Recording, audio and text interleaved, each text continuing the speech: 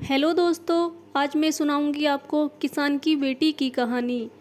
एक बहुत गरीब किसान था। वह अपनी बेटी के साथ एक छोटी सी झोंपड़ी में रहता था। उसके पास खेती करने के लिए इतनी कम ज़मीन थी कि उसकी फसल को बेचकर उसे बिल्कुल थोड़े से रुपए मिलते थे। उन रुपयों से वे लोग ठीक से खाना भी नहीं खा पाते थे। वह राजा के पास अपनी समस्या लेकर गया। राजा दयालु था। उन्होंने किसान को अपनी ज़मीन में से कुछ ज़मीन दे दी खेती करने के लिए। उन्होंने कहा, यह ज़मीन तो हमारी ही रहेगी, लेकिन उस पर उगने वाली फसल तुम्हारी होगी। किसान ने राजा को बहुत बहुत धन्यवाद दिया। एक दिन वह खेत की जुताई कर रहा था, तभी उसका हल किसी कठोर चीज़ से टकराया। उसने वहाँ खोद कर देखा तो उसे सोने की एक ओखली मिली। किसान ईमानदार था। उसने अपनी बेटी से कहा, हमें यह ओखली राजा के खेत से मिली है, जिसकी ज़मीन है उसी की यह ओखली भी है, इसीलिए हमको इसे राजा को लौटा देना चाहिए। किसान की बेटी बोली, नहीं पिताजी, आप ऐसा मत कीजिए। आपको सिर्फ ओखली मिली है, यदि राजा ने आपसे इसकी सोने की मूसल भी मांगी तो आप क्या करेंगे? आप इस ओखली को अपने पास रख लीजिए। लेकिन किसान को यह बात ठीक नहीं लगी।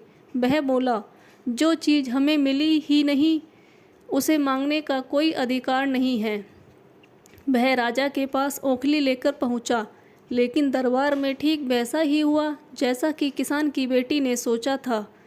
राजा ने सोचा कि किसान ने लालचवश मूसल अपने पास रख ली है। किसान बेचारा सोने की मूसल कहाँ से ला कर देता।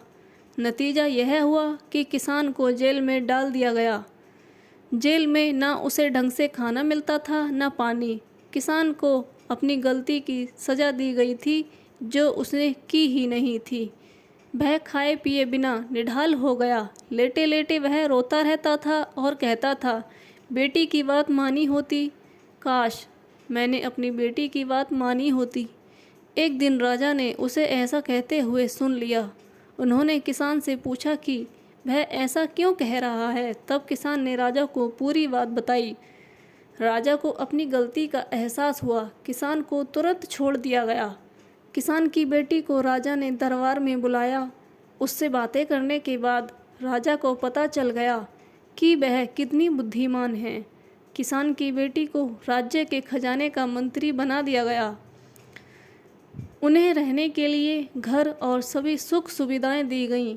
किसान और उसकी बेटी सदा खुश रहने लगे। किसान को थोड़ा कष्ट जरूर झेलना पड़ा, लेकिन अंत में जीत सच्चाई की हुई। तो दोस्तों, हमें हमेशा याद रखना चाहिए कि हमें हमेशा सच्चाई की राह पर चलना चाहिए। वीडियो को पूरा देखने के लिए धन्यवाद।